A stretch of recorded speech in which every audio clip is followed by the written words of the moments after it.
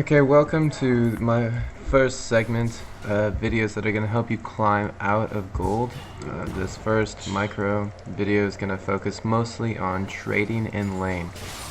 So I hit up one of my friends for a 1v1, asked him to play his best mid champ, and LeBlanc's one of my better champions, so I picked LeBlanc into his Echo. And a few things that you're going to want to focus on when trading, as trading is probably the most integral part of the laning phase that you need to master if you want to be able to carry games. What you just watched, firstly, the mouse when I recorded the video is a little off, it's a little to the left, so try not to focus too much on the actual cursor. But he had used a Q to farm the wave, so I immediately went in, and I actually had a little lag spike, but it didn't matter. I traded flashes with him, and he has to come back to lane, and neither of us have summoners now. But as far as trading goes, there are a few things that you need to keep in mind, and that is your wave control, ability cooldowns, and you need to pay attention to your levels. So as you can see, I just leveled up at level 4. I wasn't trying to trade with him right after we had done the big exchange of summoners and whatnot because he was a level up on me. And also, when I went in on him earlier, it's because he just used his Q to farm wave, which is why I was able to go in and out-trade him and almost get a kill. Right here you can see me trying to back. Another part of laning is experience, which ties into the level advantage. And I wanted to back, but seeing as there was a cannon wave, he's pushing very hard as to get that wave under turret so that the turret resets the lane by killing all the minions. And I want to stay in lane so I can get that big XP. I do end up missing it though because I'm bad at the game, but I get the XP, and that's what really matters. And I'm gonna back again. I think I end up staying, and that's just because I got greedy for this wave. But now probably would have been the most optimal time to have backed because it's just a regular wave, and I think I suck at CSing again. Alright, let's take a step back and look at the very beginning of this lane, because a lot of things that are true in all lanes, everything that I'm discussing in this video is true in every lane. The mechanics are just a little bit different. But the level 1 lane is all about getting to level 2. Whoever gets to level 2 controls the flow of the lane, at least for the first couple waves, and then it all just depends on who pushes and whatnot and how they control it. Right now, you can see that there's no way I'm going to be able to get to level 2 before an Echo because his Q just pushes the lane much harder, and I don't want to use my W, which is the AoE ability on LeBlanc. I can't really use that effectively without getting punished for it. And I went in for one trade on him because I can. At level 1, I can trade pretty well with him before he hits level 2 first. And I immediately have to take a step back because the minions aggro on me. And here they aggro on me again, but I went in for another trade, and he's able to come back pretty effectively because I was hit by minions.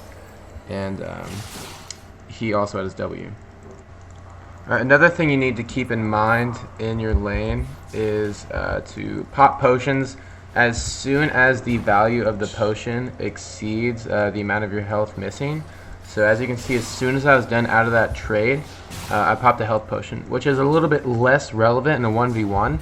It's mostly for ganks, because if you get ganked, every sliver of health is going to matter. And here's another good trade where we both all in each other, and it's the one that I just highlighted, and now you know how it leads up to it. And yep, it's all about where the lane is and whatnot. I was in a pretty comfortable position where the minions were stacked on each other pretty evenly, so if we both go into trade, then it's pretty much all skills or abilities, and he'd burned one, so I was able to come out effectively. And now let's just review pretty much everything I've said up until this point to get it stuck into your memory.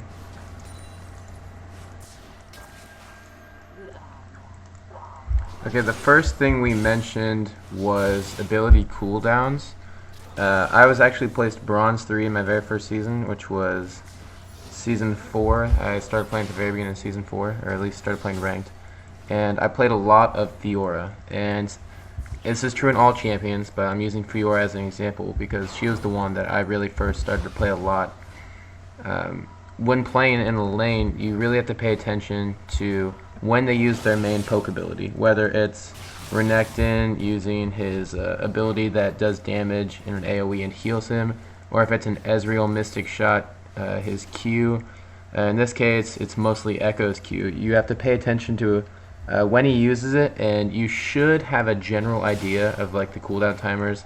Like for Echo, in my head I just assume I give myself a safe amount of time and assume that's 5 seconds.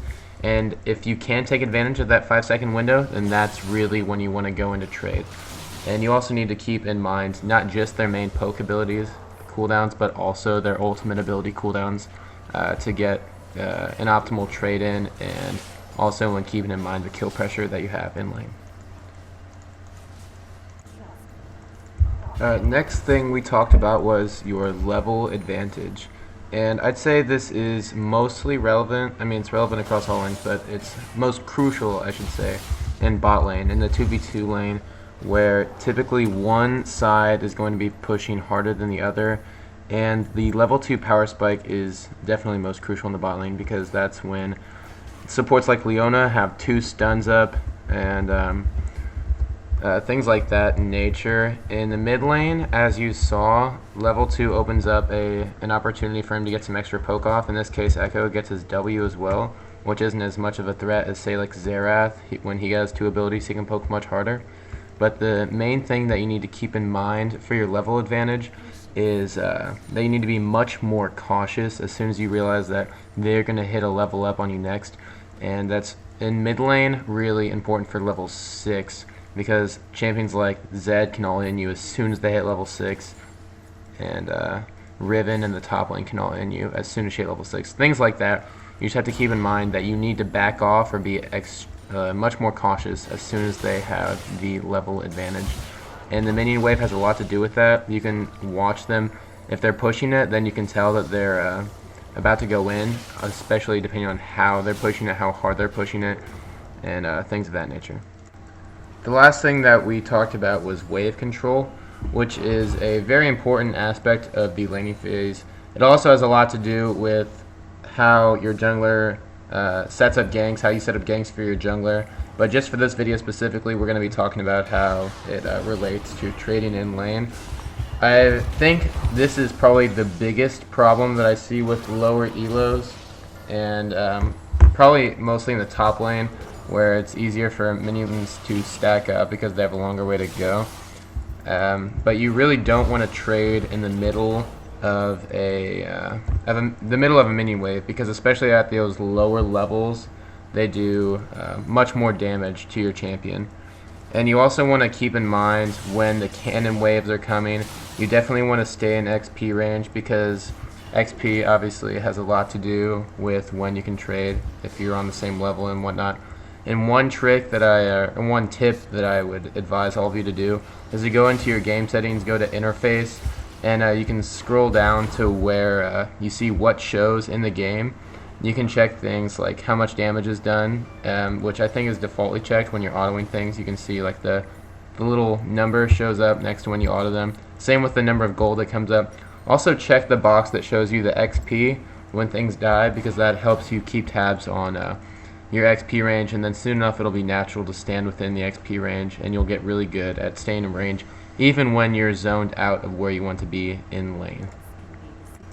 Now I'll go ahead and show you guys how this 1v1 ended. Everything that I've said in this video I've practiced over and over again, just with the mindset of practicing it in ranked games to the point that it's natural. And watching a lot of streams did help me in the very beginning. Just watching people that play different lanes. I watched Dyrus, then I watched Bjergsen, and then I watched Meteos, like things like that. I also watched a lot of VODs. But really, when you're watching streams, I mean, if you're watching it to be entertained, then by all means do that. But there should be times when you're watching to learn and really just paying attention to what they're doing in lane. And at this point, it's just really natural for me, and I've gotten pretty good at trades.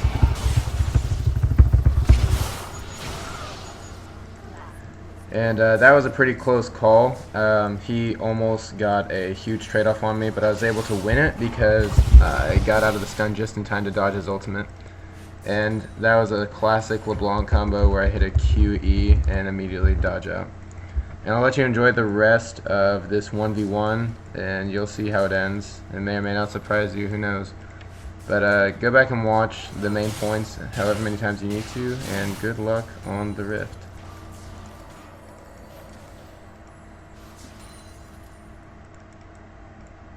Watch this.